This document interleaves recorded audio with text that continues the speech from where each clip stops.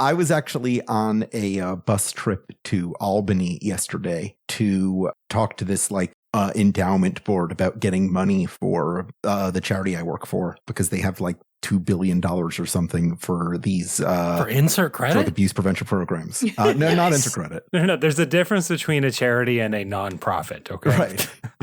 Yeah, so we had to go up. A whole bus of us went up to this thing in Albany, and we got halfway back to New York before we had to turn the bus around because we realized we literally left someone behind in the bathroom.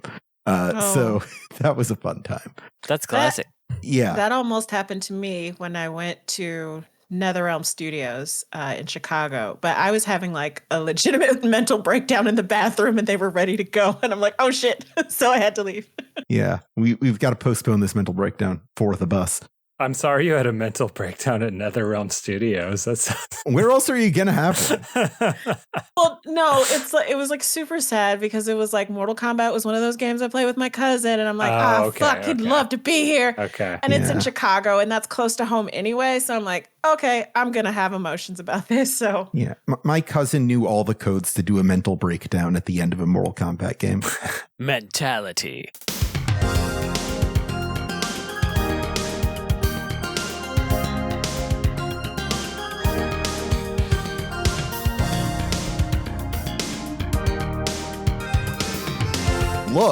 Look. This is episode 430 of Insert Credit, our Pac-Man 2cular, where the metaphorical slingshot keeping us moving between topics is our radical buzzer. I'm Alex Jaffe, and my favorite Pac-Man ghost is Blinky. Motherfucker. That is an inside joke only for the people who record this show. I love that. Let's just not explain it. My name is Frank Cifaldi, and my favorite Pac-Man ghost is the lady one that was only in the cartoon, the Hanna-Barbera cartoon. She was hot. Is this real? Yeah. Oh, yeah. Are you seeing me? No. The Hanna-Barbera cartoon in the 80s had like a lady Pac-Man, and she has like big eyelashes and is slightly seductive. I don't remember her name. Yeah, she's in this. Okay, I'm Ash Parrish, and my favorite Pac-Man ghost is also that bitch because I'm pretty sure she's in the game. And I saw her, and I'm like, lady? Okay, where has she been? I'm not changing my answer just because Frank said it too. No, we're allowed to have the same answer. I think we all assume we can't, but there's never been a rule against that. Yeah, I know it's Sue in Miss Pac-Man and Clyde in Pac-Man. Okay, hang on. Pac-Man Hanna-Barbera character. No, it's like an actual lady with like boobs, not like a lady ghost. Oh, no. You're talking about like the big villain in this game. I'm talking about there is a lady ghost. Oh, it's Sue. It is Sue. Sue. Oh, it is Sue. Okay. Different color, but still applies. As Sue was played by someone named Susan Silo. So wow. I'm sure she took her personal experience to the role. Yeah. Her personal experience of being horny for Pac-Man. Yeah, it's like Will Smith playing a character named Will in Fresh Prince of Bel-Air. She didn't want to be known as a different name once Sue the Pac Ghost got so popular that it took over her personality. Or maybe Will Smith just got confused if someone called him a different name. Yeah. Just didn't respond. Yeah, they tried calling him Chuck for like the first 3 episodes, and he just kept missing his cues. It's me, Chuck. I love that you went to Chuck. When I say your name and stomp Will on your Smith. foot. My name's Brandon I don't even know now. My name's Brandon Sheffield, and my favorite ghost, Pac-Man ghost. I wish they all rhymed, so I'm going to make one up named Stinky. That's a good one. Stinky is my favorite Pac-Man ghost. He's a little more obscure. Not everybody knows that guy. I would think green, right? Yeah, green, like a yellowish. Could be like a sickly yellowish color. Yeah. Yellow-green. Something gross to look at. Stink lines drafting off him. Yeah, stink lines are the main feature. They had to cut him from the game. They didn't have enough memory for the stink lines. Yeah, for stink lines. That was the problem. The way this podcast sometimes works is that at the end of an episode, if someone does a good enough job, I award them a credit. And sometimes, if our panelists want, they can exchange 4 of those credits for a challenge to the rest of the cast of this show to make them all play a particular video game so that we all have to come back and play it after 4 to 6 weeks. The last person to do that was our own Frank Cifaldi, who made us play one of the essential games in his personal lore. Maybe one of the most, maybe after Monkey Island, the most mentioned kind of point and click game in insert credit. Yeah, you talk about it a lot. And that game is Pac-Man 2, The New Adventures for the Sega Genesis and Super Nintendo. The canonical sequel. Yeah. The canonical sequel to Pac-Man. Yep. I feel really bad that I completely missed that this was like one of your precious games because I want you tried at The Hague for this. That's fine. That's part of the show. Listen, this is, I'm maybe getting ahead of a talking point here, but this is the 7 out of 10. Yeah. And 7 out of 10 is a median score when on the internal Metacritic here. And you probably gave it like a 3 or something. I gave it a 9. Mm-hmm. And everyone knows the average of 3 and 9 is 7. That's how it works. I'm mad now because you said it's a 7 out of 10 game. And I was thinking like, you know what? If I had figured out the system and I had enough time being a dipshit kid, playing this on a Sega Genesis, I'd figure this out and I would probably have that same opinion. There you go. And now you're coming I'm mad around already. because you're changing my mind about this game. My actual opinion is a 7 for what it's worth. Yeah. But anyway. My first question is, why is this game like this? So, I guess I'll start here. No one knows. No one knows who made this game. It's got some developer credits like hidden in the ROM file. And if you look in like the Cutting Room Floor wiki at like the hidden developer credits, it literally says like we only know who one of these guys is. Wow. There is a credit sequence. Sure, yeah, but even then, it's like you look them up on Moby Games and there's just little to anything. The only game with maybe common DNA staff wise is Marvel Land. Which is a pretty fun, sort of early Sega Genesis platform Super Mario style game. It's all right. It's janky in the way that a early Sega Genesis platform game is, but we don't really know what they were thinking or like why they did this, or if it was always meant to be like a Pac-Man game, or if the sequel part was just like US marketing, or they forced, you know what I mean, or like if it was always meant to be a sequel, but. I've never encountered any developer insights into this. I've never seen anyone from the team get interviewed, about this, or maybe literally any other game they've worked on. It is a complete mystery. It's an interesting one to me because I was just thinking about this, how it could be anything. It absolutely didn't have to be Pac-Man 2. It could have been any guy. Right. Why is this Pac-Man? And so that's pretty weird. It sort of leads me toward thinking that they had they had a skeleton of something. Yeah. And they were like, how do we sell this? We'll make it Pac-Man 2. It also made me think about how Namco has not known what to do with Pac-Man outside of a maze, just ever. Like and I'll just point out historically that like within like months surrounding this game was also Pac Attack and Pac in Time. Mm-hmm. So they were just throwing Pac-Man and all kinds of stuff. Yeah, they're like, let's see what could be the future of Pac-Man. And indeed, most of the history of Pac-Man beyond the originals is a game that could have anybody in it, but it happens to be Pac-Man. All the platformers, etc. For anyone not familiar with Pac-Man 2, can we just give a quick rundown of what this game is? I can tell you it's not gobbling dots in a maze while avoiding ghosts. No, although you can do that in the game because there's an in-game arcade and an in-game game console. Pac-Man 2 is the original Yakuza that way. I thought what can you describe this game would be its own large question. So try to quickly describe this. What is, maybe that's our second question, since we don't know why this game is the way it is. I need to pause and ask the question, did everyone complete the actual prompt as asked by me? So which was the first 2 sections. You have to beat level 2 on the Sega Genesis version. I was curious how far everyone got. Okay, no, you go first. Oh, so I consider myself to have gotten half of the way through the final section. Like the factory thing, whatever. The factory thing. And I call it half because I had one of the ID cards. You need 3 ID cards to progress. I had already been through the entire factory twice. I should have had a third ID card, but Pac-Man didn't feel like getting it. And I ran out of power pellets and was going to have to go all the way back. And that was when I stopped playing.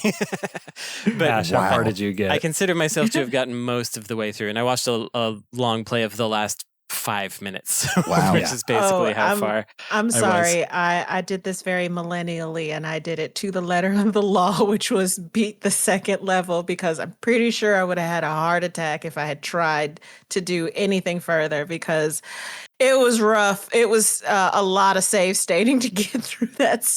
To get through the save stating. Wow. Yeah, to get through the arcade the hang glider, like the that shit. Thing. No.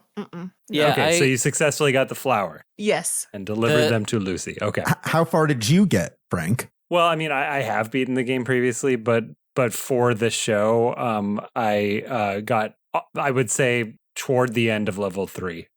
Before I'm like, so I played the most good. again. Yeah, Brandon gets the credit this week. Well, I've beaten it many times. I know, allowed. But this time. So to describe the game is a fun endeavor. By the way, that hang glider scene Ash was talking about, I remembered that was what stopped me on all previous playthroughs. This time I got it okay. You powered through. Pac-Man 2 is a game where Pac-Man hates his wife. She keeps asking him to do stuff. He can't stand Pac-Man's nagging battle axe. That's right. Yeah, the expression on his face is always that he is being nagged. Yeah, he's just harangued. I believe it's the second level that starts with him watching TV, right? And he's just like having a good time watching TV. He's like laughing so hard. He's like beating on his couch, you know, because he's just like that, having such a good time watching TV. And then like the frame that Miss Pac-Man appears on screen, he just looks miserable. Oh no.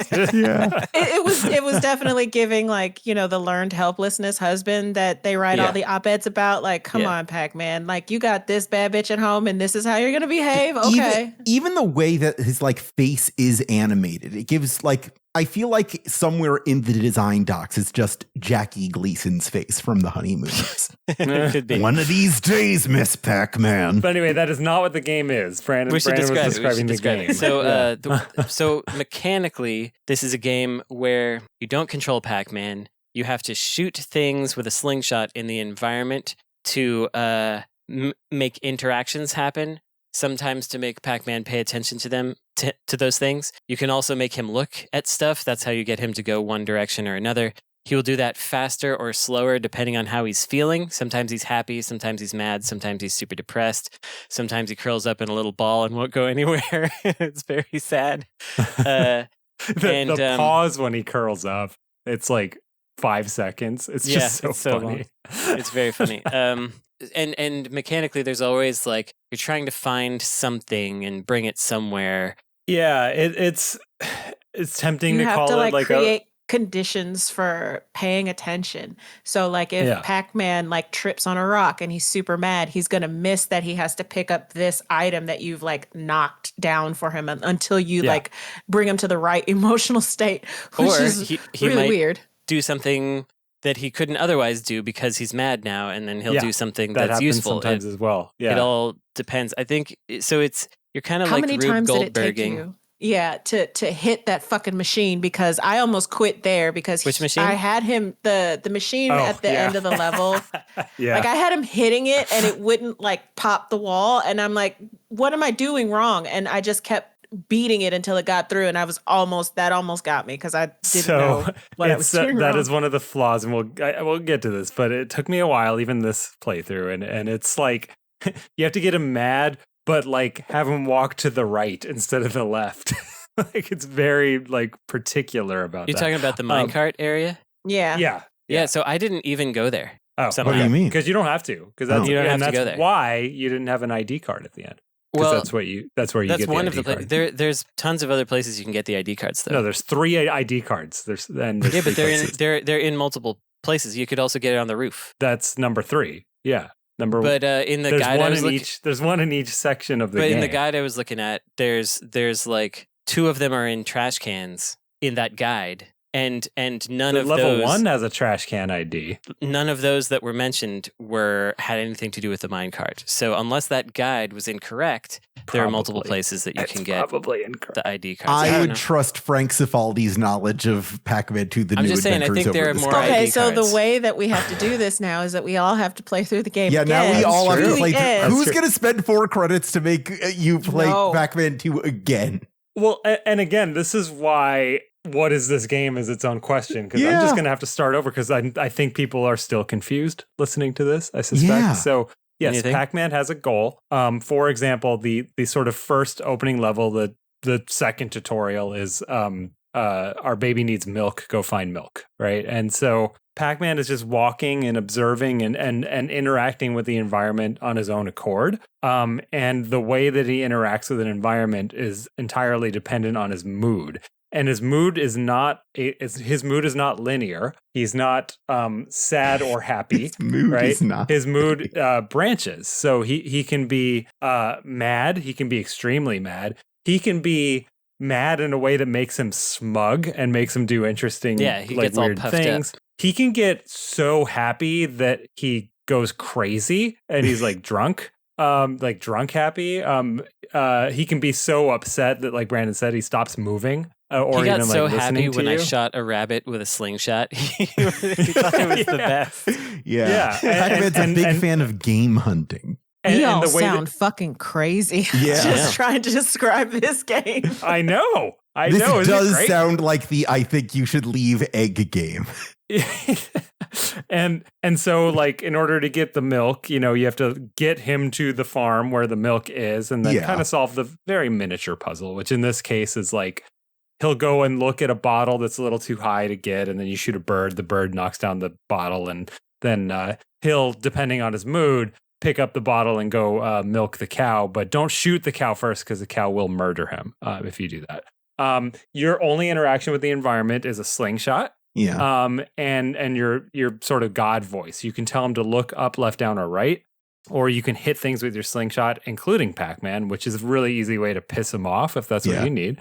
Or you sometimes you need to make him jump with that and stuff. Oh, that's true too, actually. Yeah. And the other interaction is you can throw a power pellet, which you have a limited supply of, which has him turn into Super Pac-Man to eat ghosts. And that whole thing just feels very stapled onto the game to me. But the primary interaction is getting Pac-Man in the mood you need him to be in to interact with the world in the way that you need him to. It's literally a game where you manipulate Pac-Man's emotions to get what you want. Wow. Just like his bad wife. boyfriend simulator. Yeah. But where it gets interesting is that this is a world where it's not just about manipulating to get what you want. Like, you can get Pac-Man to do funny, interesting things by getting him into different moods, into different scenarios. And that's my way of trying to explain the game. Yeah, there's a lot of stuff that you can do that has no direct identifiable purpose other than to be just an interesting interaction, and that's one of the things I think is neat about it. There's a lot of stuff like, I don't know, I never was able to go to the screen to the left past the door. I don't know if there's stuff where a guy opens a door and it slams you in the face. I don't know. Is there stuff past that? I have no idea. Oh, you didn't get... Oh, really? So you've never... Yeah.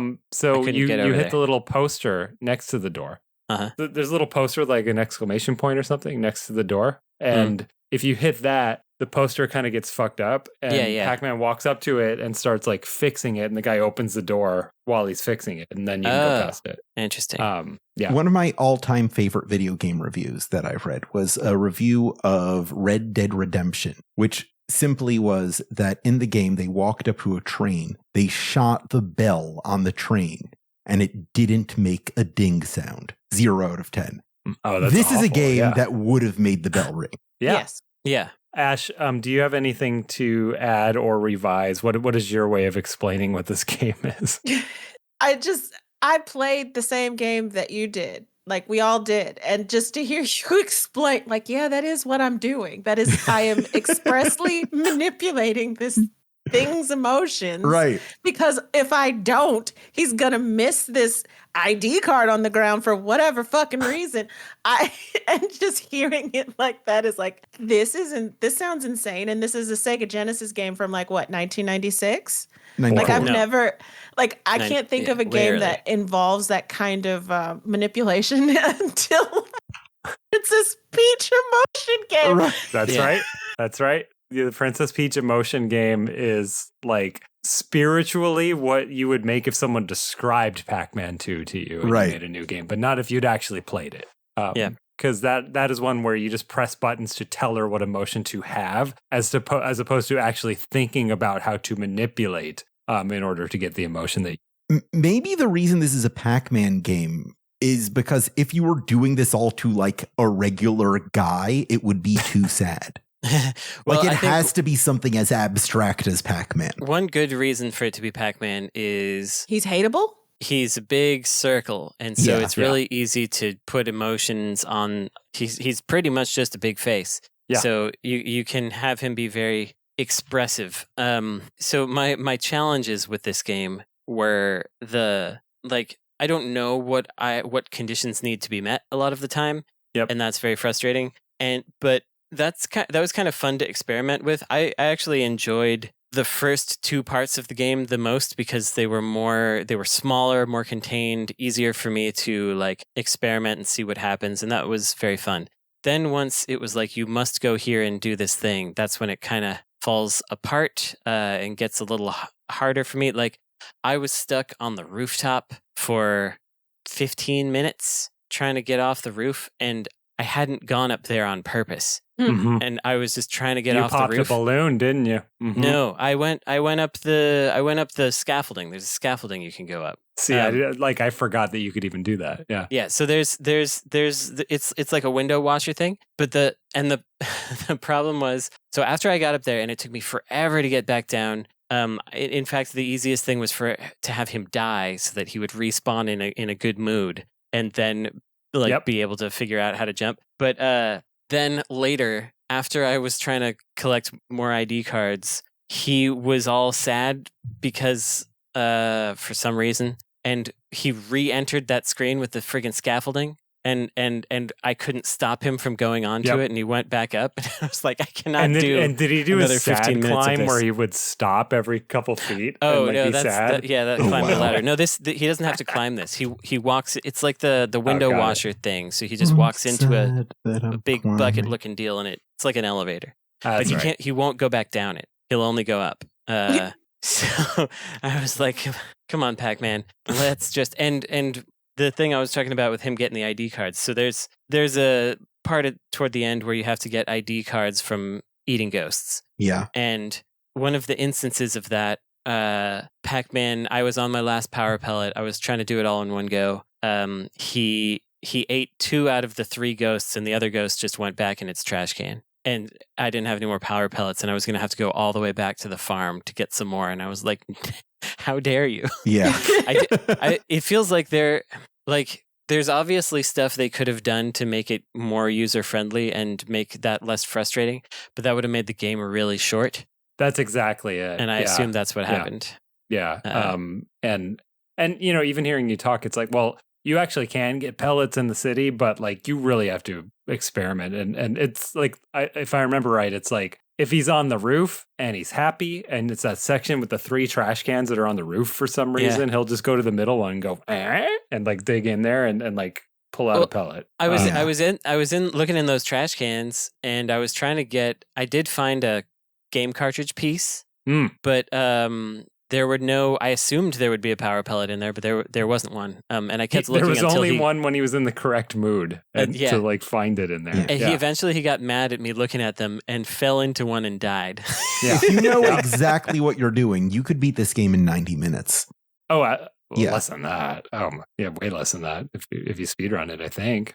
I think so too. Are you looking at a speed run? I think he's looking at long plays that I've seen out there are less than 90 minutes, and those are long plays. Right. So that would be like 100%. Sure, you don't need to get the cartridge unless you just want to play the game. Yeah, and the American divisions of Japanese companies were all about you can't be able to rent this and finish it in one blockbuster rental. That was the key because they wanted people to have to play it enough times that they'd have to go buy it. The speedrun record for this game was set 4 years ago at 21 minutes and 33 seconds.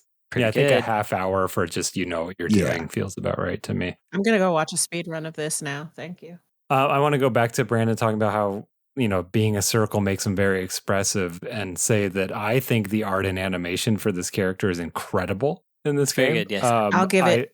Yeah. Is that why you specified the Genesis version? No, it was because of the audio in the Super Nintendo one is just very bad. They're both bad because whatever, like the sound would cut out. Maybe that's an issue with my what I was using. No. I was playing it right here on my cartridge. It was not cutting out. Yeah, there's no audio cutout, so that's a user error situation. But sure. I think his acting is something that's very unique to video games. Like the way that he like reacts to the world. His expressions are like. There's one expression in that game where it only happens when he's in like a decent mood and decent to happy, but not like like insane happy. Where if you tell him to look a certain direction, he kind of stops and goes, and then he like looks at you and he's like, he just looks like a 3-year-old who's just like, just fascinated by like this world that they don't understand. And I just think it's the funniest like face in that game. Pac-Man spends a lot of time interacting with you as well. Yeah. Like Pac-Man's aware of your existence. Looks to you for guidance, and if you hit the pause screen and you're on the pause screen for too long, he starts knocking on the glass of the TV. That's what I was gonna mention because I remember that and I thought that was really cute. I love when they do that when you pause for too long or you idle for too long and they're like, "Hey, what the fuck are you?" I love that shit. Eat it up. Yeah, but it's extra funny in Pac-Man 2 to me because he basically won't do anything except for amble back and forth without you. And so like he's dependent on you. He's mad at you, kind of, but he's really dependent on you for anything to happen. He's so demotivated that he requires some sort of omnipotent slingshot. It's like Mr. God. Bean, or like you have those old Looney Tunes commercial or cartoons where like the dog has to protect the baby, but the baby's walking across like a construction site, and it just like Rube Goldberg's them just out of danger. It's that shit. And admittedly, having never experienced anything like that in a video game before, it was kind of interesting, if not for the frustration of figuring out the controls. Yeah, I agree. But I just also want to add like his reactions to things. I think they're very funny. Like sometimes he'll like, or like cute, like he'll see like if he's in a good mood and you're walking through like the town, he sees a cat. Like he's just so happy to see a cat. I accidentally hit a cat and made them fight. Oh no! Yeah. Oh yeah. The cat murders Pac-Man. Is one of the lessons of this game. Yeah. You have to hit the cat at a certain point if you want Pac-Man to be able to eat a hot dog. That's true. If you order the hot dog from the vendor, the cat will steal it unless you hit the cat in like a very specific timing. I appreciate that describing this game makes you sound like a crazy person. Yeah. Like that's like half of the fun. Well, hang on, and there's more to the cat thing too. So the cat disappears with the hot dog. Pac-Man will run after the cat. The cat has hidden in a trash can eating this hot dog that was previously Pac-Man's. And if you allow Pac-Man to go to the trash can by himself, which by the way he's running because he wants his hot dog, he will peer into the trash can and the cat will jump out and murder him. But if you shoot the trash can as Pac-Man's running toward it, the cat will get scared and run out. But Pac-Man won't get the hot dog. Yes, but there he are won't die. multiple different eventualities. There's a combo thing you can do too, where if you hit the hot dog vendor, he'll get mad that he just got shot in the face by God, right? And he will start like whatever his like utensil is that he's using to make hot dogs. Spatula. He'll start like the spatula. Yeah, he'll start like smacking the spatula really hard on the hot dog thing, which will attract Pac-Man. He'll go like, "Oh, hot dogs! That guy's smacking his spatula because he wants to give me a hot dog." And Pac-Man will like innocently walk up and order a hot dog, and the guy will cover him in ketchup, and then he'll turn to you covered in ketchup and shrug. But as he's doing that, you can hit the cat if you want to like double murder Pac-Man. So he'll look at you covered in ketchup and shrug. And then the cat will jump down and like beat the crap out of him and murder him. This is what, level 3? Like this is yeah. And by the way, there's no reason to do any of it. Right. Any of that. No, that this whole is sequence, all just to interact with the world and have fun. I think eating the hot dog improves his mood, so that's like one thing that you get out of it. But you could do that a couple screens over if you want. Somewhere, some other much easier way. So but it's just all like cartoon clownerands. Yeah, no, there's this like is the 6 spiritual eventualities ancestor of Gary's mod. There you go. Like we don't have. There's a direct ancestral mitochondrial in that DNA it's a playground, line. Or yes, and random shit. Playground, but it's not random shit. It's like very intentional, deliberately placed not random, shit. But deliberately placed. But like, but Gary's mod is like a playground with the physics and stuff. Like this is all very grounded. I feel like my biggest comparison is like a humongous game, like a Freddy Fish or a Putt-Putt or something like that, where like it's a children's point and click adventure, but you know, as a kid, you can just click on a window and it'll open and a giraffe will come out and go and like go back in, and it's just there just to be there. And to me, that's the closest. I was telling Ash before the show that the game this reminded me the most of was a like Sesame Street game that was at the barber shop I would go to as a kid, where I went to this barber where you could play video games while you get a haircut. And there was always a Sesame Street game that was basically this kind of like goofy interact with the world simulator. And I would always walk right by that to do the Sonic Spinball chair. But that was the one right next to me. It's like I was kind of thinking of it as like a skill-based choose your own adventure, where there's just a lot of different spots, but you have to be able to like get to it to make the thing happen. And I think the thing I like most about it is with all these possibilities, it makes you wonder what else there is. It just feels like there's stuff that nobody will ever see. Well, that's so I do want to express something with that. So as you know, I owned the game as a kid. I owned like 4 games, so you can imagine I played a lot of this game. There is in like the options, there's an animation viewer, and it unlocks frames as you see them in the game, and it tells you the percentage on the bottom. And I've never gotten past like 90%. Wow. So I don't know if it's just never like seen every animation of or if Pac-Man. I've never seen. Yeah. And also, I swear I've only done this once, and I've never figured it out again. There is a hidden second minecart sequence that like is accessible in the sewers in level 3. Oh, really? But I've only like seen it once, and I don't know what weird thing I did. This is such like a playground rumor bit. Good, yeah. Like, there's a secret Pokemon under the truck. But there's so much in this game that's there for no reason. Like the music store, Brandon. You probably went in the music store, the department store that has instruments. There's nothing to do in there. Like I mean, you can play around, but like I mean. And actually, that's one of my favorite things to do is get him mad and send him into the department store, because he'll go in and... Will he start beating on things? Yes. Okay. So what he does in any mood is he'll go in and there's a piano and he'll go play the piano, and like he'll play tunes based on his mood. So he'll do like a jaunty little happy tune. If he's mad, he just goes in there and just starts acting like a 3-year-old. So he goes to the piano and he just goes like blonk, blonk, blonk. And then he turns to the drums and he punches holes through the drums. Oh my God. Then the teller behind the cash register starts screaming like, "What the hell are you doing?" And he like freaks out and runs out of the store. And you only see that if you send him in the music store mad. But there's no reason to ever send him to the music store. Yeah. It's good stuff. Department store, excuse me, because there's clothes in the background. It's a department store and he goes into the music store. Yeah. Speaking of owning the game, I was certain that I already had Pac-Man 2. Oh, like, my. I was totally sure that I had it. And then I looked and I didn't. And so I went to a local video game store, the Experience Share, which that is was nice, my guess. Yeah. Nice place in Alameda. And I was like, I went in there and I was looking around. They're like, "Help you find anything?" I was like, "I need Pac-Man 2 on the Genesis." And they're like, "I don't know if we have that." And I was like, You definitely do. Every store has a copy of Pac-Man 2. And they're like, I don't think so. It's like a fire extinguisher. You're required to have one. So I looked in the like the boxed Genesis section. They didn't have it. I looked in the loose cart section and they didn't have it. And I was like, okay, can you look up whether you have it? And they looked it up and they're like, looks like we don't. And I was like, there's no way you don't have Pac-Man 2. And so I looked in then there was a place for like cheap Genesis games that are just in baggies, and it wasn't there. But then I looked above, there was like cheap Genesis games in boxes. There it was. And I was like, I knew you had it. I knew you had it. What'd you pay?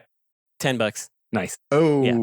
Yeah. So I want to say how I got it. I was immediately fascinated by this game reading about it in a magazine in a way that like was rare for me. Like reading the way it was described. Well, yeah, in EGM. It's insane to tell a person about.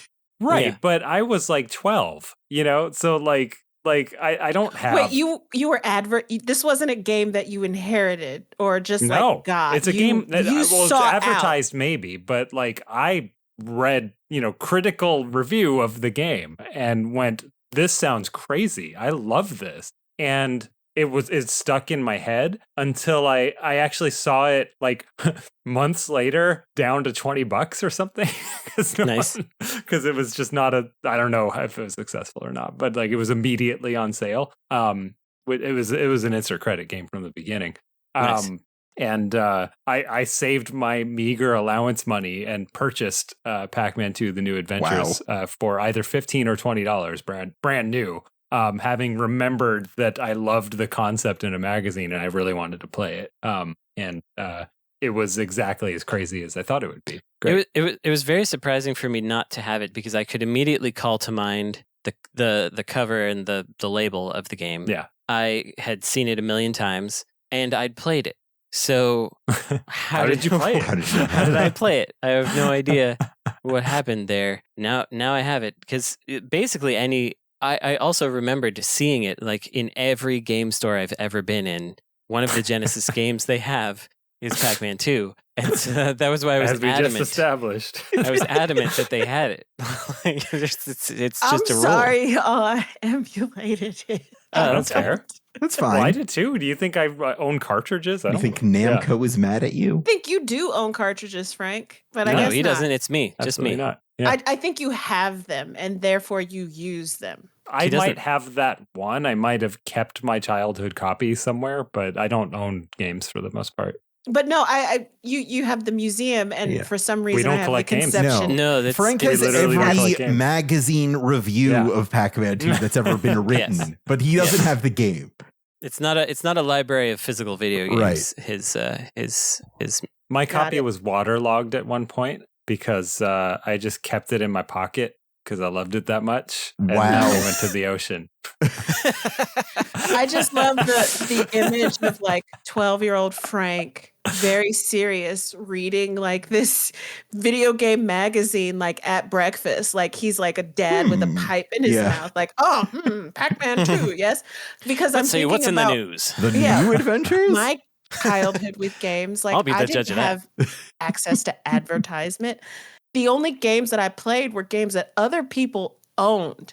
And I only knew about, like, I got Pokemon because I saw the cartoon. That was like the only time that happened. But like Tomb Raider was a gift that was given to me. Age of Empires was a gift that was given to me. Tekken gift that was given. Mortal Kombat, Sega, all that stuff, that wasn't even mine. So it's like I've never had that experience until Kingdom Hearts. Like Kingdom Hearts was the first game that I remember being directly advertised to and thinking like with commercials and shit, like I must have that game. That was it. That was the first one. And that was like 16 when that happened. That's crazy. Yeah. Yeah, I didn't really. I didn't have like experience. So I didn't have like older or peer cousins necessarily that had games. It was kind of on my own. But anyway, I want to give Alex Jaffe a chance to ask a question because we're 44 minutes into question one.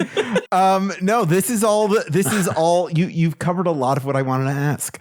I think the only thing you haven't covered in the first half of this show that I wanted to ask you all was. If you had to live in a house shaped like a video game character, who would it be? Oh, yeah, because he lives in a house shaped like himself, generally. Yeah. I think it'd be cool to have multiple floors. So I like that part of Mario Land 2 where Mario goes Mario inside Zone. a giant statue of himself is coming to mind, but I don't want to live in a Mario house. Wait, I think so. I do have an answer. This might not work for some of you, but as someone who did not particularly hang out with comics, I did watch the X-Men show a little bit. Being inside of the Sentinel was neat in X-Men 2. I think that happens briefly. At least you're climbing up a Sentinel. I think you also then go inside it. No, anyway, you go inside the Sentinel in X-Men 2 on the Genesis. Yeah. So that's one that would be, because I'd have a big house, first of all. I'd have a really big house then. Very big. It's basically a reskinned Mario. Right. It's a reskinned Mario Zone, yes. Right. Could crush my enemies. I have no idea what I would do. I don't know. I imagine like Steve from Minecraft, but it's like a block. So like the first floor where like at the bottom where his toes is, that's where the door is. And then each subsequent level is like a different like part of your fun mansion or whatever. So like, I don't know, Steve. You're thinking about architectural integrity here. Yeah, exactly. And it works. If I didn't have to worry about people constantly coming by and taking photos of my house, a Dragon Quest slime would be an absolutely great. Oh, that would be really good, yeah. It's not super dissimilar from Pac-Man. It's just like you pinched Pac-Man at the top. But I think both are too round, and I want something more elongated. And I think my compromise is Baba from Baba Is You. That's my house. That's a good one. I was thinking about like a mouthful Kirby. Okay, yeah, just like get mouthful Kirby to like Kirby eating a car. Yeah, like swallow Kim Kardashian's mansion or whatever, and there you go. Yeah, I have gamed the system. The answer is Kirby eating a house. Kirby eating. Okay, I'm glad we solved that. Geez. What other video game sequels take such a wild swing from their source material that they could also be called this wild of the a new swing. Adventures? No video game takes this wild of a swing. Yeah, I mean, Sonic Spinball is not actually a bad answer. It's not that wild, but it feels like it feels like it makes sense because you had a zone where he bounces around in the casino That's a stuff. spin-off. Right. That's not a sequel. It's a literal spin-off. spin-off. No, it's a spinball. Wow. So, yeah, it's true. It's not a sequel. Sequel. I'm going to say the troll answer. Yeah? Overwatch 2. Oh, yeah, nice. The new adventures. Overwatch 2, the no adventures. Exactly. One that I don't like is Valis X, which is the porn version of the Valis series, which is an official sequel after they got. There you go. That is a wild swing. That is a big pretty one. wild swing. Yeah. I was thinking of like Zelda 2, The Adventure of Link is a pretty big departure from the first Zelda. Not nearly as wild of a swing, though. Yeah. Same with like Castlevania 2. Right. I feel like there's probably, if you go back to early computer games, there's probably a lot of very weird, different sequels, but I'm not British, so I don't know them. But I'll bet if you like look at Rare's history, they have like canonical sequels that are just completely different games, but they just put the same character, Bubby or whatever, in the next. This is also something I was thinking about. I was thinking about how this is like one of the most British Japanese video games. Like it really. It's that is true. It's got the Batman looking for his keys kind of vibe. Yeah. Of those Spectrum games where it's just Batman in his house and he's like, I've hidden pieces of the Batmobile everywhere. I think that's the insert credit review of Pac-Man 2. It's the most British Japanese game. I think so. But it's got all the Japanese polish that no British game has like ever had, you know? I meant in that era. I was thinking about how Pac-Man 2 came out the same year as Final Fantasy 6. And I think you know more about Pac-Man as a character playing this than any characters from Final Fantasy VI. Well, I mean, I know that's a joke, but I actually think this game does a good job of getting to the heart of the Pac-Man character as Iwatani saw him, which is essentially like that part, like the Power Pellet thing, to me just feels stapled onto this game. A creature of id. But yes, exactly. Like Pac-Man is just this hungry doofus, and like hungry, he just walks around and I think Brandon, you didn't do the minecart part. Ash, you did. like one of my favorite like funny moments in the game is like when you're in that construction area and there's those crates, right? And you hit one and he goes over and he opens it. He goes, eh? And he by the way, his voice is very funny to me. Like, it just sounds like a cat. And he pulls out a slice of pizza? Yes. He digs in and he goes, meh. Like pulls out a piece and just like one frame later eats it, you know? like there's just no hesitation, you know, where like he just finds pizza in a box in a construction site and he just makes a happy sound as he puts it in his mouth. You know what I mean? Like, that was very common for the era. You know, your wall chickens, your floor chickens. But it was abstracted in those games, right? Yes. It was just like that's an item that you do for health, and the icon's just a chicken. Yeah, he's eating a real pizza. In the context of this game, that is pizza that someone put in that crate in the construction area. And by the way, I don't think that slice of pizza art exists anywhere else in the game. I think it is specifically unique to that construction crate. Box pizza. Frank, do you know if you can eat those lumpy fruits? No, yes, you can. And it makes him drunk. Oh, wow. How do you make him do it? I think I made him do it. You just shoot him out of the tree. Yeah. No, but the lumpy ones, I could never make him care about them. He would eat the apples, but it just depends on his mood. But like he will, and he'll eat one. He's got to be in the mood to get fucked up. And you know, as I'm thinking about it, there's one mood I didn't get on this last playthrough. So when he eats it, he does the like, you know, where he's just like kind of a weird moron. But I didn't get him all the way crazy in this playthrough. I don't know if either of you did, where he walks around just hitting himself with a hammer. Yeah. No. Oh no, I didn't get that. The mallet, I should say, not a hammer. The much less violent mallet. No, to get him to that level, you have to shoot his daughter in front of him. God, when he's in that state, like if you release ghosts, you know, they start hounding him like they normally do, and he just doesn't care. He's just hitting himself with a mallet. Nice. And after a while, the ghosts just look at you and they're like, I don't know, man. And they just like fly away. You know somebody? Like, I can't do this. I love that their boss is like this visual K lady. She's like in X Japan or something. Yeah, what a weird. Yeah, she was hot. I liked her. Let's talk about the hot Pac-Man 2 boss lady after the break.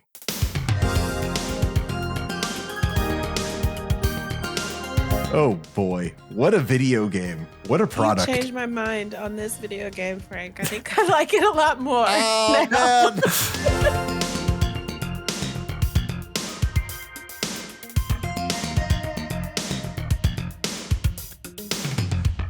Squad-a-la! We're back! It's time to go to the question hole. This is the part of every episode where I take a question submitted to us at patreon.com/insertcredit, where you get the opportunity to send us questions, get monthly bonus episodes, and other fun and interesting surprises.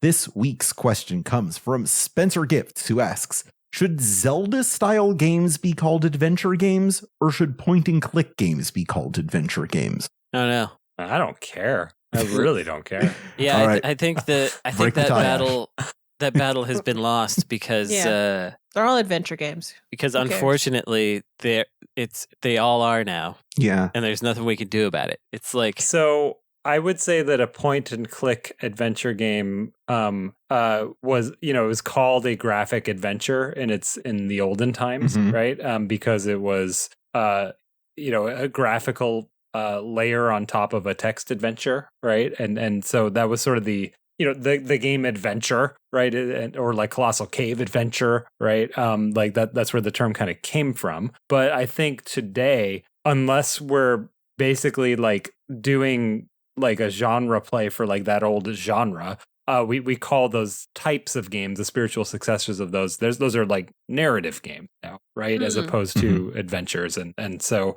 I think you only call them adventures because of tradition, but I think that for the most part, the lexicon is that a Zelda-style game is an adventure, action adventure. Yeah, except in Japan, it is still 100% the menu-driven. Okay.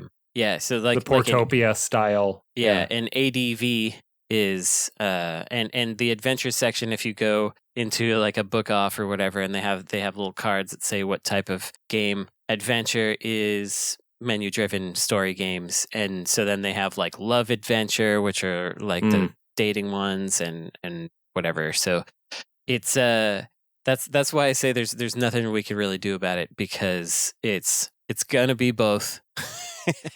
And that's just... Well, what's Zelda in Japan? Is it an RPG? Regular Zelda is... I think it's an action RPG. I think it's action RPG is what it is. Yeah, it's weird. I think it's fine to say... like, when I think of adventure game, I mostly do think of the point and click or menu-driven stuff myself. But, like, at the DICE Awards, Best Adventure Game is like Uncharted type of thing. Yeah. And which makes sense. That's an action game. But that's like an action adventure game, because an action game like something an action game is God Hand. Okay. More purely action oriented, where you're doing less exploration and stuff. The terms get so muddied and that I start to confuse myself talking about them. All right, is Pac-Man 2 an adventure game? Yes. It has adventure in the title. It has to be. It's the new adventure. Yeah, that's true. Unless you're in Japan, where it's Hello Pac-Man. Oh. Is nice. Is Hello Pac-Man in the same genre as Hey You Pikachu? Hey Me Pikachu. That's the one where you talk to Pikachu. Yes, it's the one. Yeah, but it's like Pac-Man 2, there is distance between the player and the character, where there's like kind of that buffer zone. Instead of a slingshot, there's a microphone. I think they called those voice adventure games. Lord. I think. I can't remember what exactly it was, because there was also there was that Konami one on the PS2 that I can't remember the name of. And there was one other one. There's Seaman. Oh, Seaman is another one, yeah. On the oldie Dreamcast. But boy, I don't know. Yeah, that was actually... I actually, I do kind of think, when I think of, things that are sort of Pac-Man 2 I do tend to think of The Sims comes up in my brain a little bit. That you change the environment to change the mood and the actions of the sim. Right.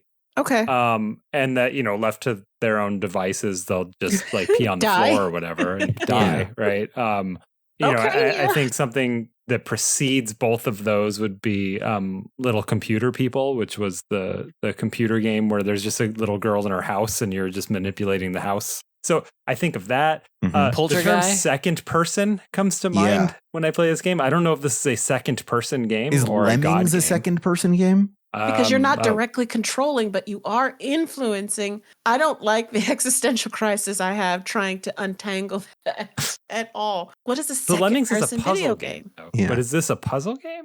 So I would say yes, it is a puzzle game. I would too. Okay. Because you have to do certain things in a certain order to affect the environment. Kind of a puzzle game. Yeah. Haunting starring Poltergeist on the Genesis, that's another thing in this zone. Yes. I agree. Yeah.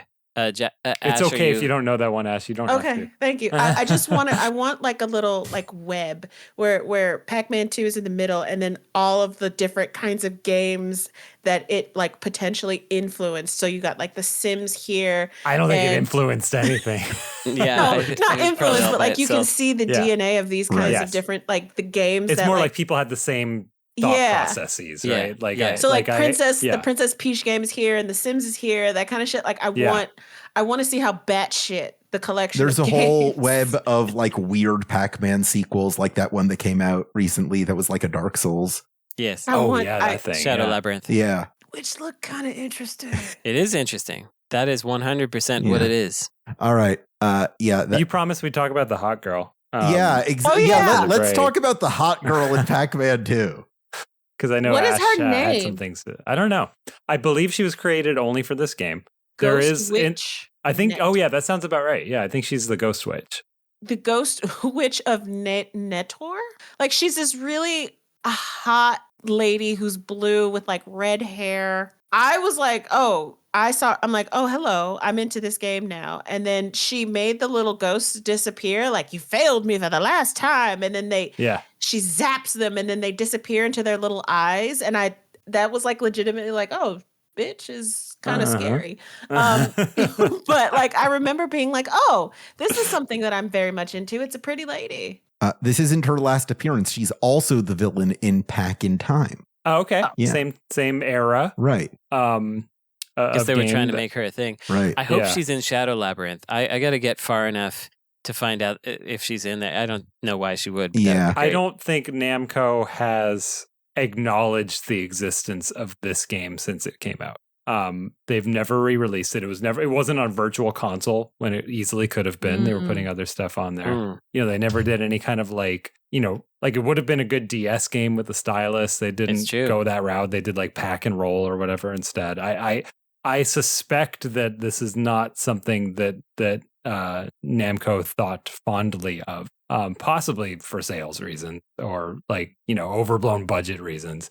This does strike me as a game that probably took like 4 years to make. Yeah. According to the Pac-Man wiki, not including the ghosts, this is the only major antagonist to appear in more than one Pac-Man game. And it's just those two. And it's just those two. Yeah. Yeah. But they were at the same time. So it sort of makes sense. Right. Like that was I would say that she's also, and a lot of this is like vaguely based sort of on Pac-Land, which is vaguely based on the Hanna-Barbera cartoon. So there's a little bit of a through line. Yeah.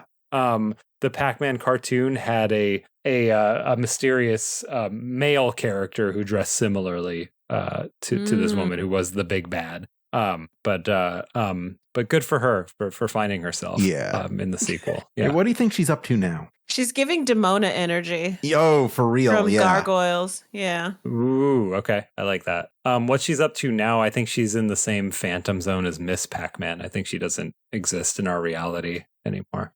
Why does Pac-Man hate women? It's a good question, because they half his name is Man. Pac-Man likes women. It's Namco that hates women. Yeah. Why does Namco hate women?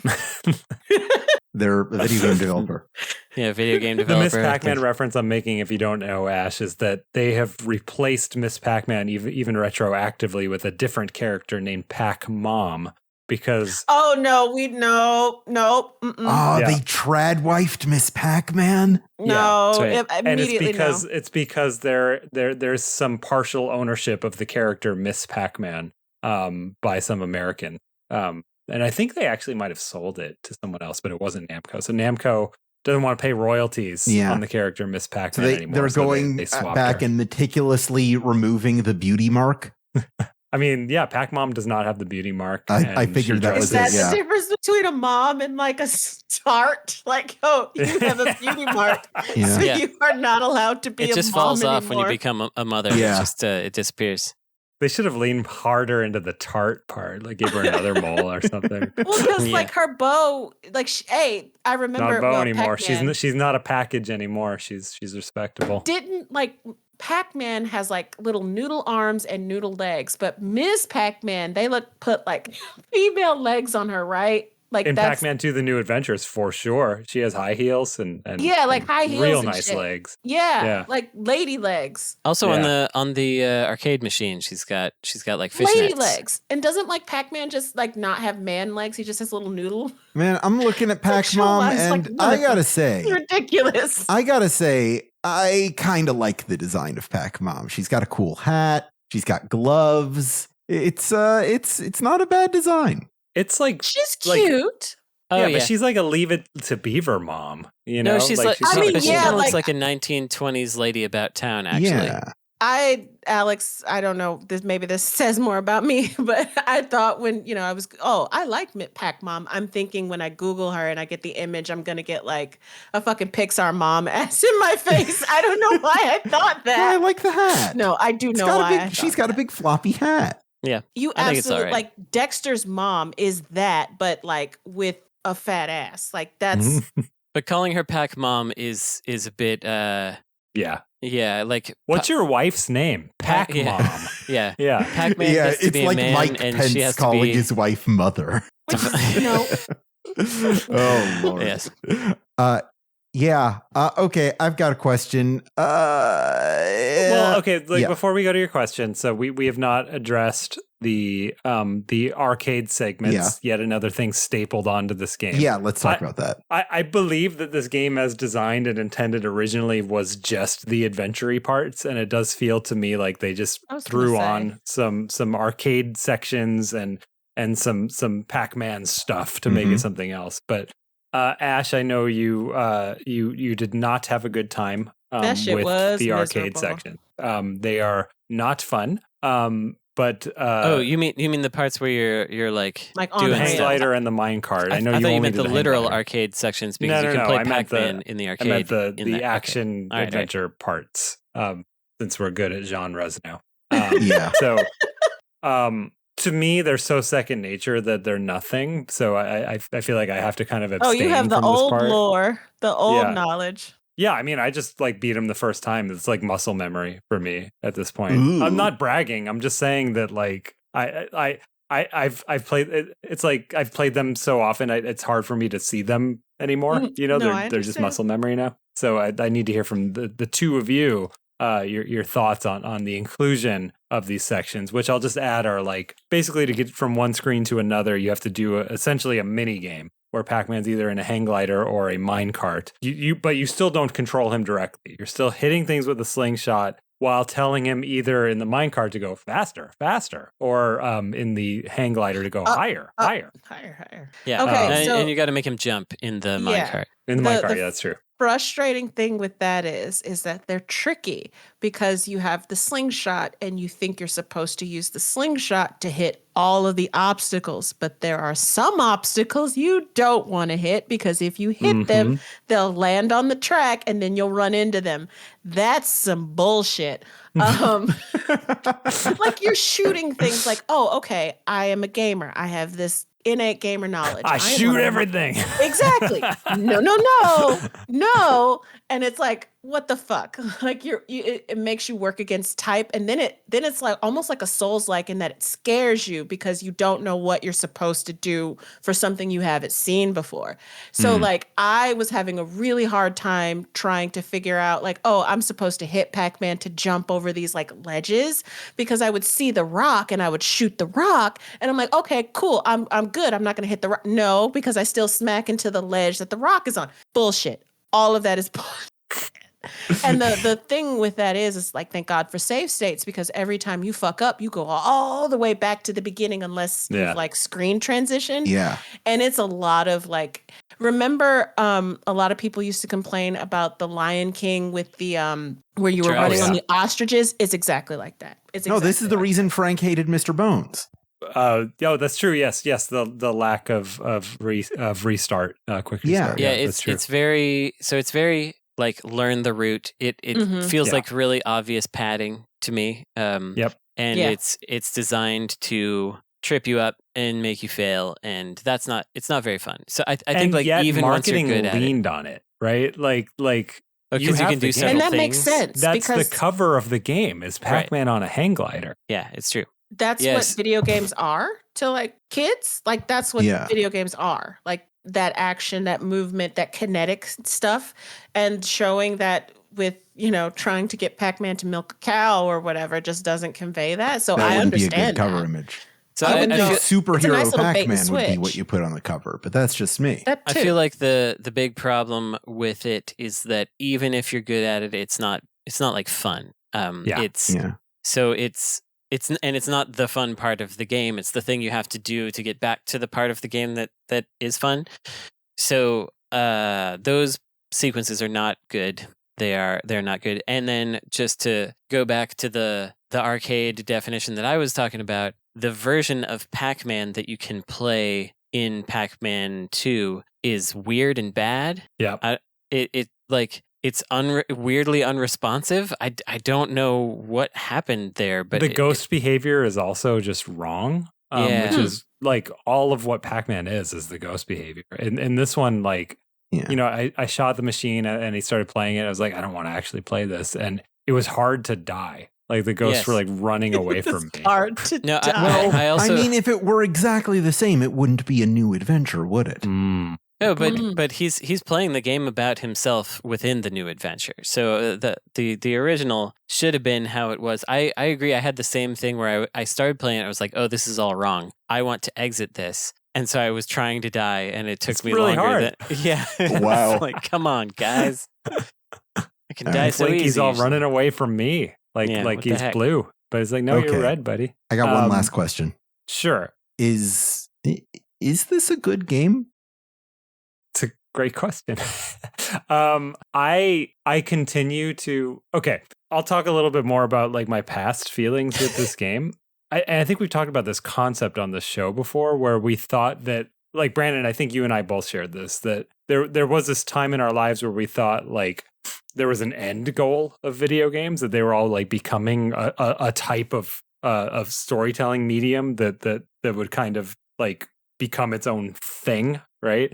Yeah, I don't know if it was like a cohesive goal, but certainly the idea was that the medium was moving, and it was moving towards something and trying to become itself.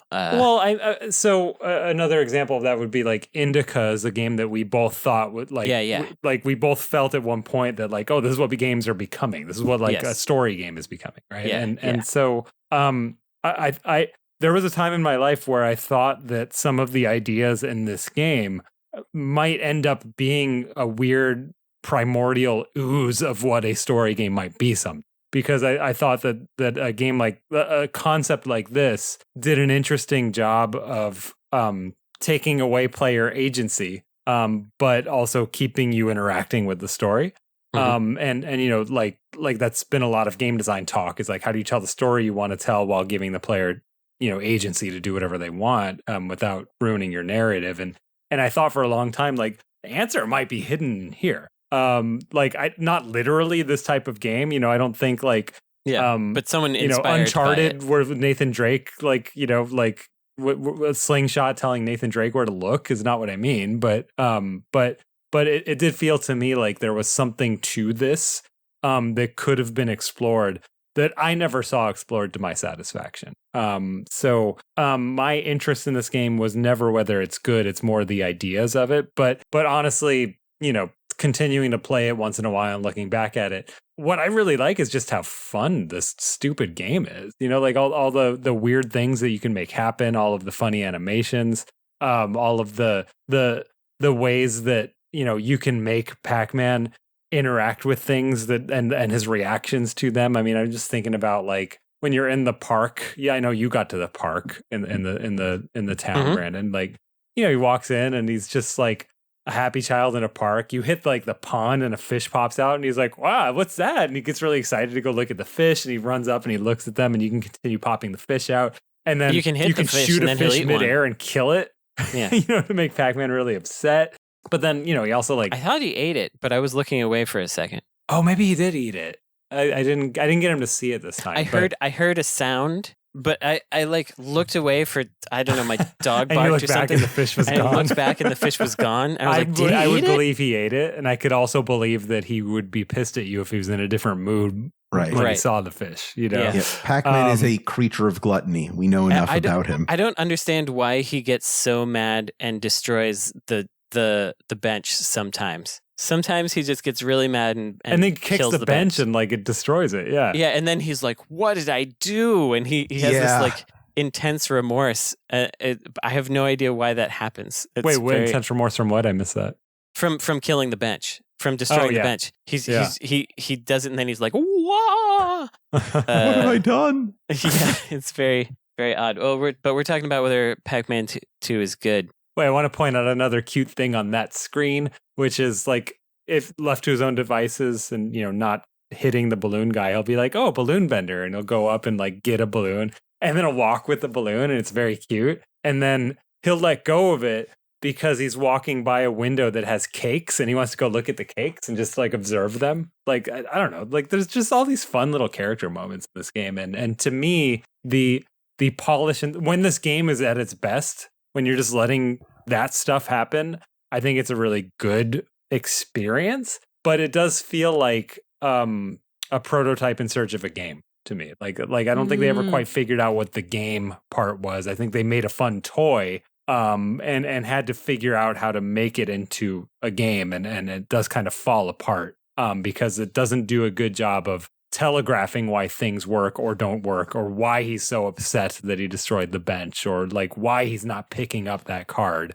You know, you don't know. Like you only have to kind of guess and manipulate him more and try to get him into different states to see if that is the thing. And And you really have to think hard about the game to understand that it's a state-driven game, which is not something I necessarily understood as a kid. I just kind of understood that he had moods, and sometimes he would do things and sometimes he wouldn't. He just felt more alive to me. And so the game part falls apart for me. So I'm going to say it's not a good game, but it's a fascinating toy. Yeah, I think it's very interesting. I think it's neat to think about, and a lot of the parts are very fun, where you're just like goofing off and figuring out what does what and experimenting with things. The frustration of sometimes not, like, a lot of the time I don't mind the lack of direct control, but sometimes that can be very frustrating because like when I was stuck on the rooftop for 15 minutes, it's like, what do you want? I have very few like up there's like nothing around,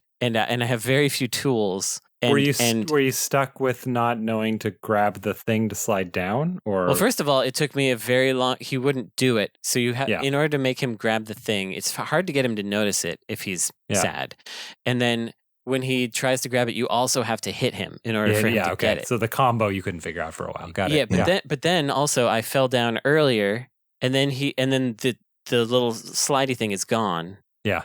And so now he has to go across on his own power, and I have to figure out a way to make him do that, and he doesn't want to do it, and the only way I could figure out was to kill him, or for him to somehow die. But it took forever for that to happen because he was just like mopily wandering back and forth. And that kind of stuff is like, when there's a low, I guess the game does well when there's a lot of interaction points and a lot of potential things to mess with. And when there are very few, but the game wants you to do something specific, it's got the classic adventure game problem of like, I know I need to do something, but am I hitting the right pixel? Yeah. So but it's an interesting thought experiment.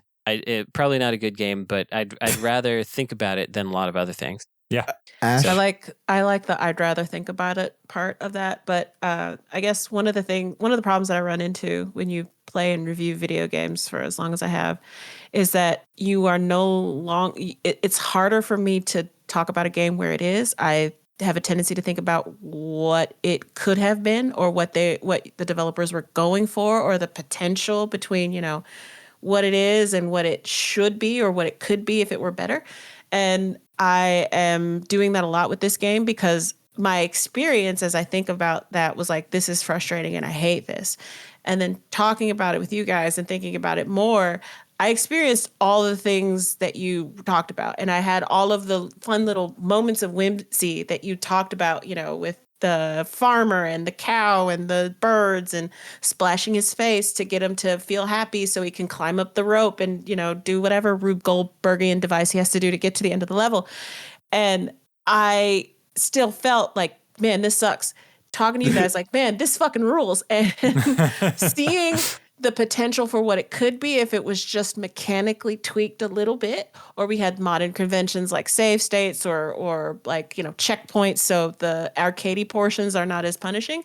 I think it's a better game, and I can't reconcile that with the fact that when I was actually playing it, it was miserable. So I don't know. But I think that whole milieu of all of those emotions means it's something good is there. So overall, I would say it's good. I think also I appreciate the thought exercise of it more than anything else. I think, like Pac-Man himself, it ultimately depends on the mood you bring to it. If you're in the mood to play Pac-Man 2, you're going to have a good time. And if you don't, you're not. In addition to the mood that you bring to it, Pac-Man 2 definitely has a wider range of emotional responses that it elicits than most video games, which are pretty... That's special. Yeah, like frustration or like power fantasy type stuff. Usually those are the main two. But like, we didn't get a whole lot of whimsy going until like the Keita Takahashi era of video games. There was some, but it wasn't very common. And this has like a lot more. It's more like whimsy was like inserted into an existing game type as opposed to like, almost like built into the game design. Mm-hmm. Yeah. All right. With that in mind, I've got one more thing for us to do. I've got a lightning round here. We're going to play name design. This week, what I'm going to do is I'm going to take the second half of a video game's title with a colon in it and replace the first part of that title with Pac-Man. And you have to describe what that game is.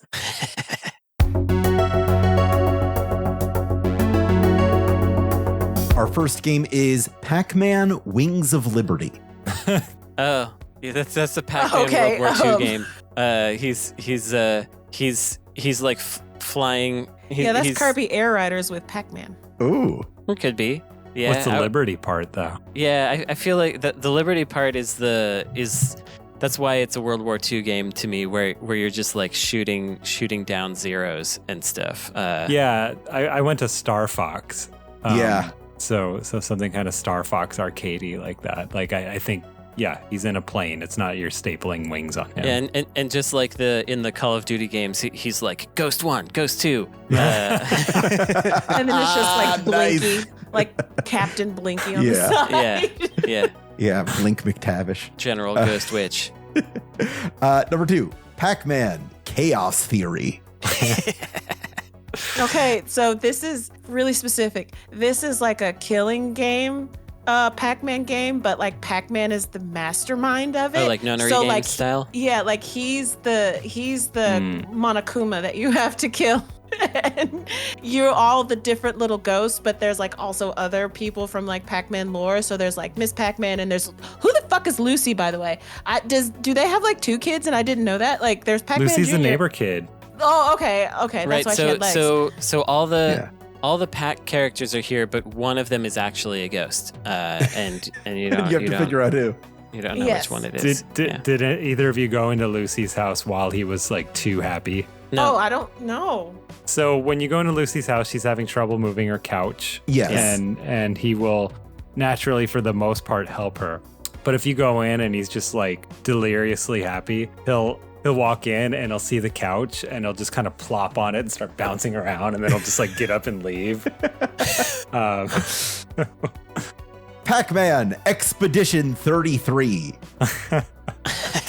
Okay, I'm gonna keep it like cute and on brand. He's a Boy Scout troop leader. Oh. And it is a lemming style game that's non-violent about Pac-Man like getting that. his troops to the goal. That's good. That's good.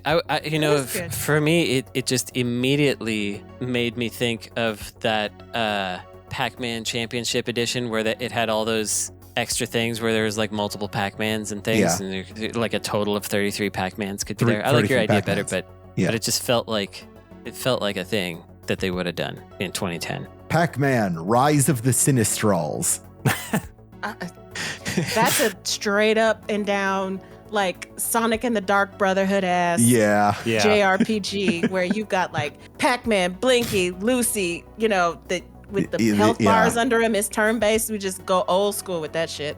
Well, and it's also like that game or like a Mario and Luigi, he does end up teaming up with the ghosts because the Sinistrals are like a common enemy to Pac-Land. Yeah. That makes sense. I like that game. Yeah, I imagine Pac-Man using like a flail, like a ball and chain, because it's another ball-shaped weapon. And it looks I feel looks like he him. Would shoot one of those like pellet guns that you would get like on Double Dare or like oh, that's good. American Gladiators, those little that they would shoot in that one thing, pellets. like that. Okay, exactly. Well, that's the thing too. Is in the cartoons that this game was loosely based on, like power pellets were grown in sort of a forest environment. There was like agriculture around the pellets, and so in the lore of Pac-Man Rise of the Sinistrals, they probably are tapping into the power as a weapon. Yeah, potions are fruit. I envision that the battles actually take like you're moving. Why is it during Namco the battles making this game at all times? So They you're just always made moving. that weird game we just talked about. They just And made Pac-Man, it. But I would play this Pac-Man game. is continuing to like eat the little tiny pellets, and that is how you charge up to a power pellet to get your summon or your super thing, because you're always waka-wakaing forward. And like Dark Brotherhood, it somehow has the worst music of any Pac-Man game. Nice. Our next one is Pac-Man Reckoning. I keep waiting for which one's going to be the Souls-like, and I don't think it's quite Pac-Man Reckoning. It's not. That's an action game. That's like a Revengeance kind of Metal Gear Solid type deal. Yeah. Or like Castlevania Lords of Shadow, like very basic, like, you know, Xbox 360 ass adventure. Yeah, this is Bomberman game. Zero, but Pac-Man. Yeah, I was thinking about Bomberman Zero because it feels like it should be gritty. It's like Pac-Man has a tattoo now. It's like a guy in a Pac-Man mech. Like unironically, he has a tattoo.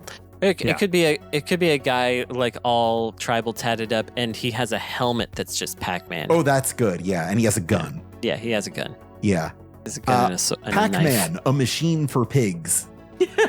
Oh, this is like the gonzo batshit super deep, like deep into the IGF award, like best horror game, like that kind of sicko shit. Yeah, like it makes no sense. Like this is like Namco had like a thing where they let artists interpret Pac-Man and someone went too far. Yeah. Man, Pac-Man 358 over 2 days. Oh man. No, I'm gonna play that one straight. That's like a calendar, like management sim. Like it's a life management sim. Eat dots. Yeah, I like something menu based. That game that I can never remember the name of, and maybe it was a Mario, I forget. But where someone made a game where collectively everyone who played it, there was a collective number of lives that diminished, and once they were all gone. Oh yeah. They were all gone. So there are several of those, I think. Yeah. I think it would be something like that. That makes sense. Over 2 days. All right, and our last one is Pac-Man, Devil Summoner, Raido Kuzunoha versus the Soulless Army. I'm gonna say that one's the Souls-like against type.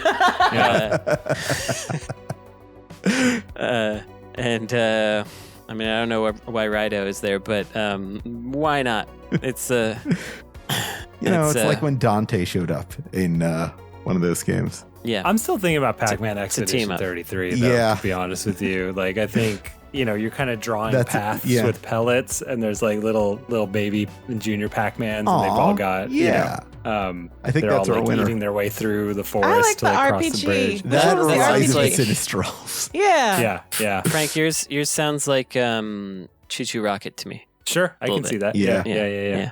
All right. That was our Pac-Man 2 The New Adventures episode. Brandon gets the credit for getting the farthest. So our totals at the end of this episode are Brandon with 9, Ash with 7, Frank with 6. Total's getting pretty high. Anyone want to spend their credits on anything? You're going to have to remind us what we can spend our credits on. Pitch me. Usually it's for play a game. Play a game. Similar ranges to make us do some other kind of media depending on the scope of it.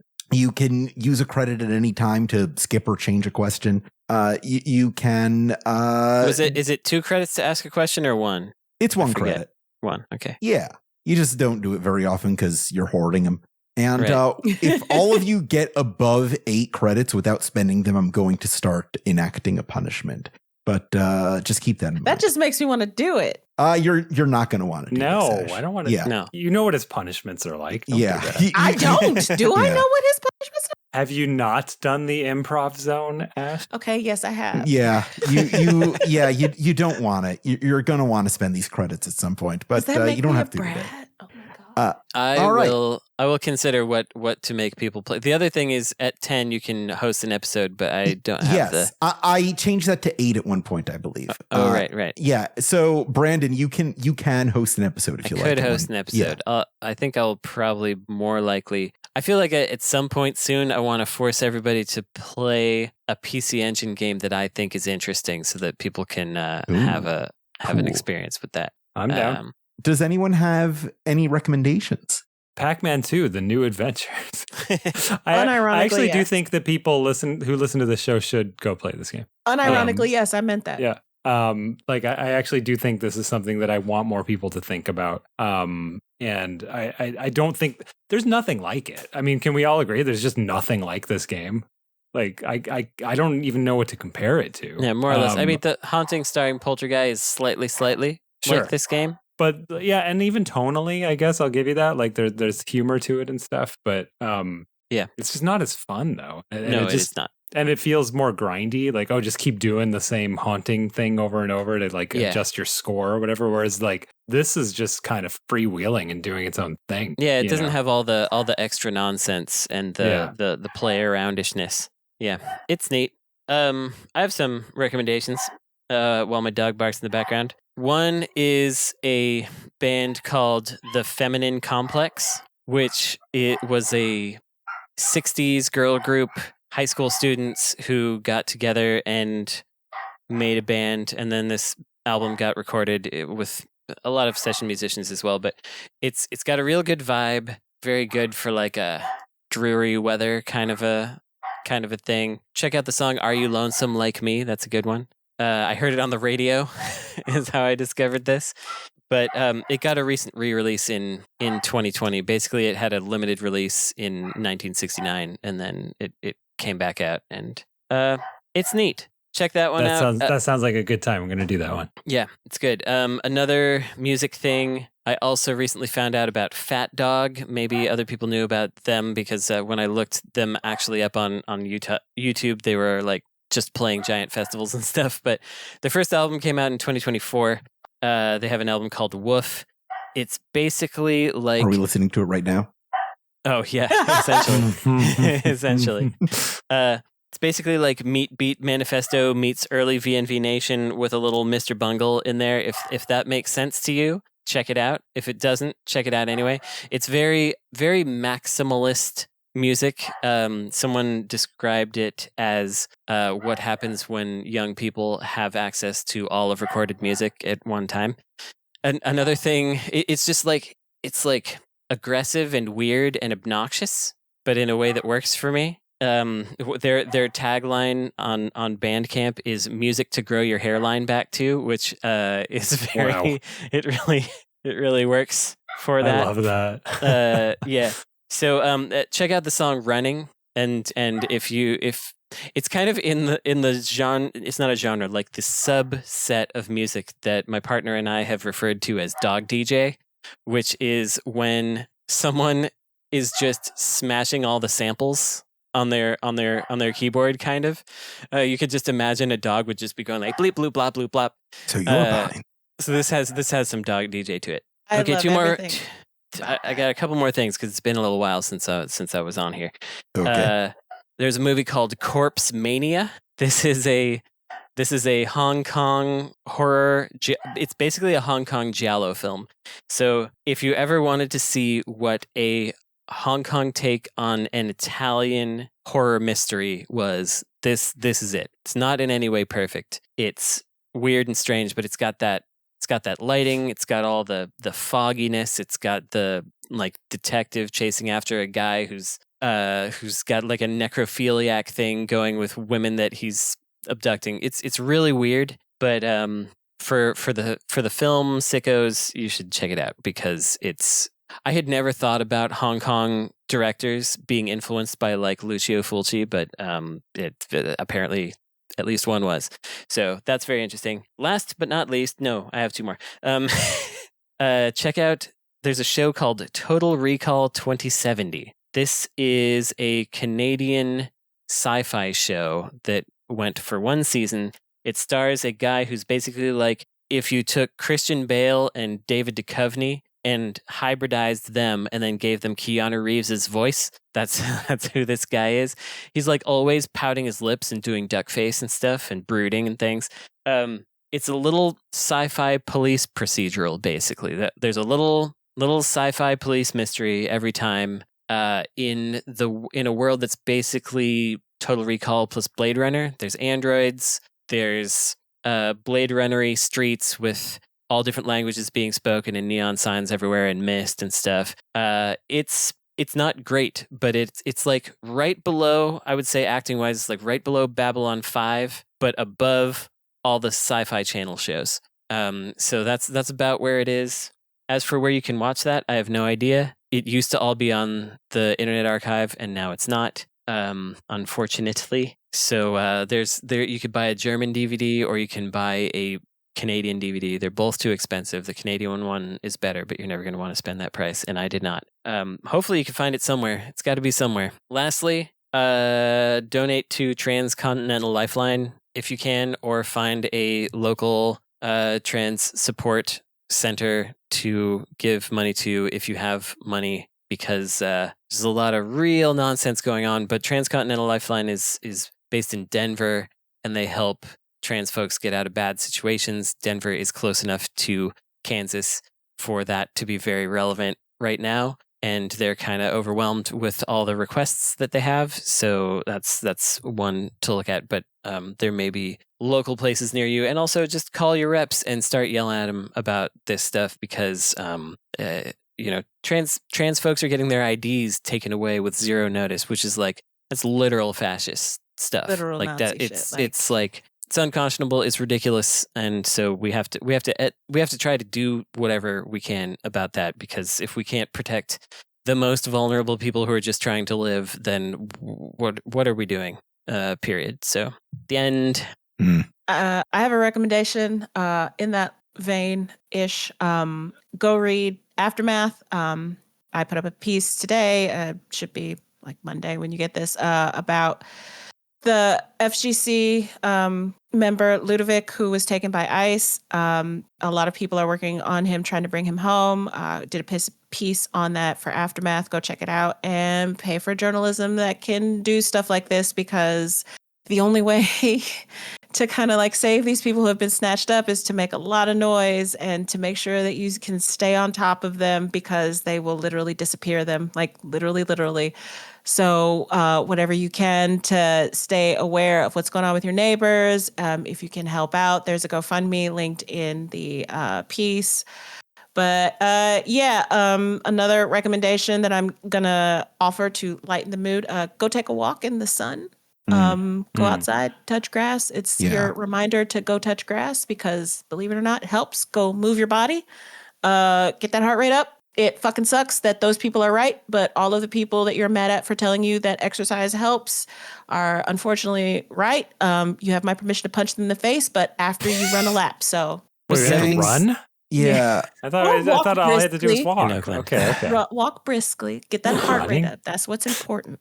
I tried to run for months, and I got runner's high like exactly once. It's never happened to me. It never happened once, and then I see people running out at night in like the cold with like the little bands on them to like flash to make sure cars don't hit them, and I'm like, I never want to be dedicated to something like that in my life. I'm so proud of you, but that's not for me. Yeah. I had a fun little exercise breakthrough recently where I was, I'm climbing again, as I mentioned, and there was a thing I just couldn't get. I couldn't figure out how to progress in this one route, and I came back to it after a couple weeks, and I could just do it. And it turned out that the thing that I was missing was core strength. I just couldn't stay on the wall long enough to reach to it. But 2 weeks of continuing to do it improved my condition to where I could just do it without difficulty. That was it's neat to see your body get healthier. Like you can do things you couldn't do before. It's fun.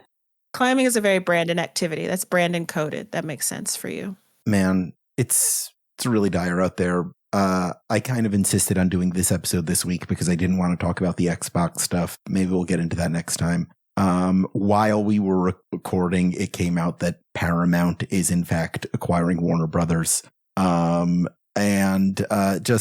feel like I have a general recommendation. Just share the things that you like with the people you care about. A lot of stuff sucks. A lot of stuff is going to keep sucking, but there's going to be good stuff all the time.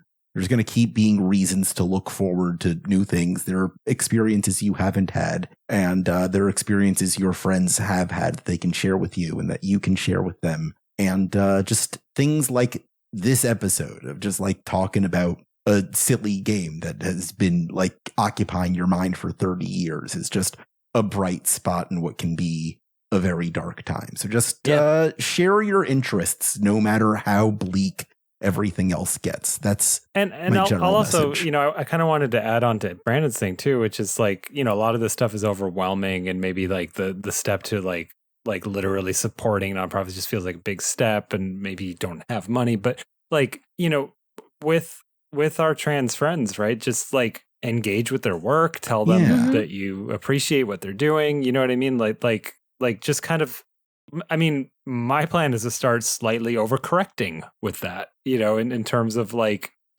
being more intentional about seeking out work by trans people, right? Yeah. Like I'm kind of going in that direction lately. And then something that I'll add to, you know, the bad news that you just said about Paramount owning Bugs Bunny is that like we don't need all of this old shit anymore. It's true. Like I don't care if I don't care about this old stuff that rich people buy. Like let's just make cool new stuff for each other. Like we're all of this is resetting. You know what I mean? And like the all old of this stuff is still exists. Yeah, old stuff still exists, and you know we don't need endless sequel for your childhood IPs. Like I don't, you know, like just embrace newness and independence.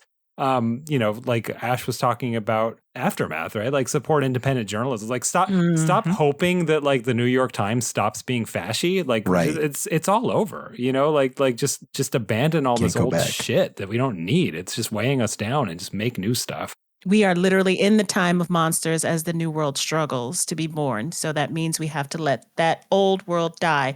Yep. And I'll say my last part is the best revenge, the best resistance is living well. Whatever those two words can mean to you, however it means that you do it, living well is your best resistance. They hate that. Because they fucking hate it, man. There's nothing that makes somebody mad than seeing somebody they think should be miserable not being miserable. There is joy out there to find in the smallest things. You can do that. It's hard to do. It is a skill you have to cultivate, but it can be done. It is necessary to be done because you see how mad they that's get what we when, have to do. A woman at the Olympics is happy. That is enough to set them off. Yeah, like, literally. Yeah, I've been struggling with this stuff internally because there's a lot of obviously shake-up stuff happening in video games, and one thing that I've heard a lot is people saying, you know, it's good when a company has identified their audience and caters to that audience and continues to like expand that audience. And the audience that we have focused on is like queer artists who have like the least money and the most struggle.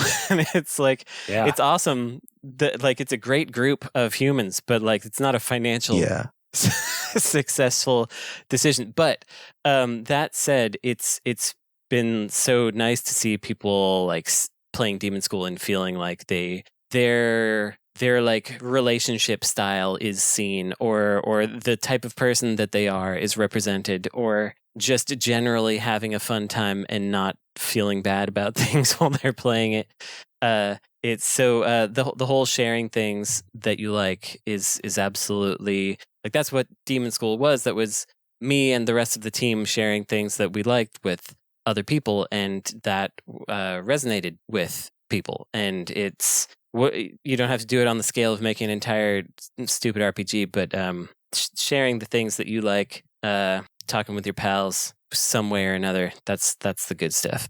I'll also say that I think long term it is a good business strategy, but that doesn't make it so that, you know, Demon School is crazy profitable and they have a bunch in the bank and stuff like that. But just in general, like in this new world, I do think that actually like catering to smaller audiences is actually the way to succeed. And there's something to be said for being on the right side of history as well. Yeah. I'm just trying to say, I agree. We're all on board with that. But I will say that I think long term, it also makes business sense. Of course so it does. There's no reason not to. Yeah. These people, all that we're seeing is the last desperate gasp of people who know they are dying and losing because they have to go as bonkers batshit as they can because they know they're running out of time. This is death throes. Right. It sucks that they're going to take people with them or try to cause as much damage as they go out, but rest motherfucking assured they are going out. Pac-Man 2, The New Adventures. The last phase of the boss always does the most damage. That's right. Yes. That's where we're at. I would like to recommend that if you enjoyed this episode, you go ahead and leave us a review. It's really nice when people do that. Like David MZB did, who said, my shower count went down while listening to this show. Thanks, David. Huh? What does that mean? I think it means that the time that he usually spends showering, he now spends listening to insert credit. That is not my read on that. Interesting. Like it almost sounds like he's saying that we're unshowered weirdos, and by listening to no, that's not my read at all. Credit, it was a 5-star review. Right. So my reading was also different. I thought that like I thought this person is listening in the shower, and our episodes have been getting shorter. Esper has the explanation. Oh. What's she say? She wrote in the chat, Ash mentioned her shower count went down because of News Tower. Because it's a reference to News Tower.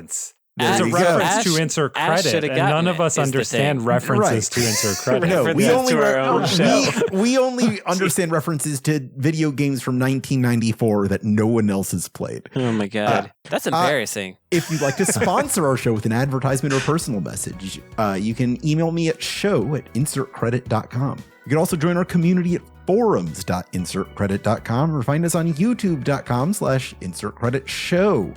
I would like to extend a very special thanks to the following patrons: Only Ghost, Kyle Brown, Corey, Alexander Davies, Will Roar, Jordan Thornquest, Death Strandicoot, Sean Patrick, and Plasma Goose. This episode was edited by Esper Quinn with music by Kurt Feldman. I'm Alex Jaffe. I'm Frank Cifaldi. I'm Ash Parrish.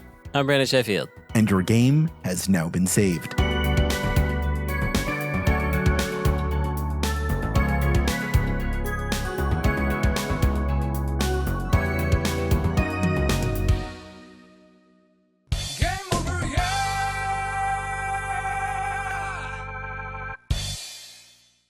Ba-dum-bum.